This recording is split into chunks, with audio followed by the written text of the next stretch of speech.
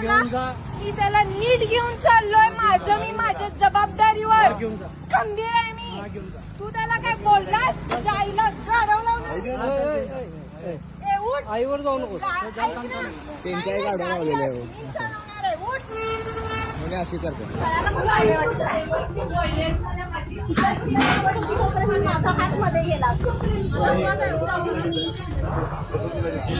आणि आम्हाला काय असलं येते करायला. हॅलो, हा इथं या, डिव्हिजनला या. 21 हा, काय आहे त्या सगळ्या लोकांच्यात परत सांगू टाकू दे. इज्जत पळून जाणार.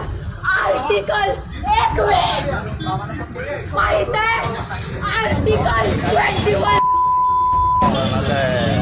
काय तुला माहित आहे का?